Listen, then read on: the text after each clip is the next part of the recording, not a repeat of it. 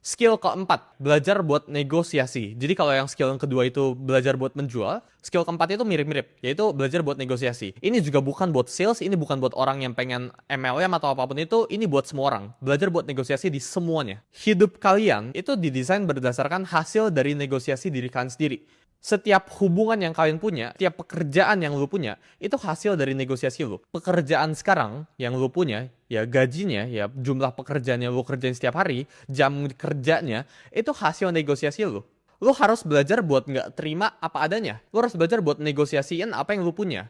Ada research ya dari Linda Babcock bahwa karyawan di US yang berhasil negosiasiin gaji mereka, yang at least negosiasiin gaji mereka, itu naik gajinya 20-40%. Jadi kalau gaji lu 10 juta, ini bisa naik 12-14 juta. Kelihatannya itu kecil ya, cuma selisih 2 juta. Tapi kalau lu compound uangnya, ya lu investasikan selisih ini 2 juta ini ke indeks 8% kayak gitu, ini udah 2 miliar lebih ya dalam waktu 30 tahun di karir lu. Dan ini cuma gara-gara lu ngomong beberapa kata ke depan HRD lu, gue pengen naikin gaji gue. Tapi again ya, lu nggak bisa sembarangan negosiasi kalau value yang lu provide itu biasa-biasa saja. Jadi ini semuanya itu sebenarnya tergabung. Lu harus belajar bisa tulisin apa yang ada dalam pikiran lu, menjual diri lu, negosiasiin juga apa yang lu bisa jual. Jadi lu nggak bisa provide kosong, tapi lu negosiasiin. Lu nggak bisa punya value rata-rata, tapi lu pengennya di atas rata-rata. Itu susah. Cuma dengan satu percakapan ya, contoh 15 menit ya, ini udah bisa ngaruh, bisa ke miliaran rupiah.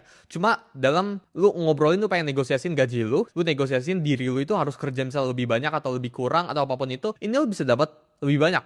Dulu ya, pada saat gue masih bikin semi agency ngedesain ya tahun 2020-an, gue itu takut banget buat negosiasi ya. Dulu gue di offer sama salah satu toko buat desainin IG page-nya, Instagram page-nya, di highlight-nya, IG post-nya, itu dibayar 1 juta rupiah. Gue masih ada bukti transfernya sekarang. Tapi dulu tuh gue takut buat negosiasiin ke atas. Tapi kenyataannya, kalau toko itu berani bayar gue 1 juta, dulu gue nggak kepikiran ini. Tapi kalau toko itu berani bayar gue 1 juta, berarti dia hasil lebih dari 1 juta gara-gara gue. Kalau nggak, dia nggak mungkin recurring bayar 6 bulan berturut-turut. Dia mendapatkan value lebih dari 1 juta itu selama 6 bulan berturut-turut. Harusnya pada saat bulan pertama gue dapat 1 juta, gue berani untuk negosiasiin, misal di bulan keduanya dia tetap bayar 1 juta, bulan ketiga ya gue negosiasiin, gue naikin 20% kayak, gue naikin berapa ratus ribu gitu kayak. Karena ketika gue nggak negosiasi, ya gue tidak menaikkan value gue juga. Karena rasa takutnya ya gue jadi kehilangan jutaan rupiah karena gue nggak berani ngomong cuma dalam beberapa menit atau beberapa bubble chat kalau gue minta duit. Gue takut kehilangan. Beberapa bulan setelah itu ya, 6 bulan setelah itu ya, gue di offer sama salah satu toko lagi karena kan again ini zero sum kan. Gue cuma boleh megang satu toko, ngedesain satu toko karena mereka itu kompetitor. Toko lain itu offer gue gaji 5 juta pas itu. Ya masih ada again bukti transfernya. Ini 5 kali lipat lebih banyak. Ya scope kerjanya itu sama. Ya, tapi uang yang gue dapatkan itu berbeda. Kenapa? Karena gue pertama di sebelah sini, gue takut untuk negosiasi. Dan tokonya itu tanda kutip injek-injek gue. Jadi orang yang tidak berani negosiasi atau tidak berani nunjukin apa yang dia mau, ini bakal diinjek-injek.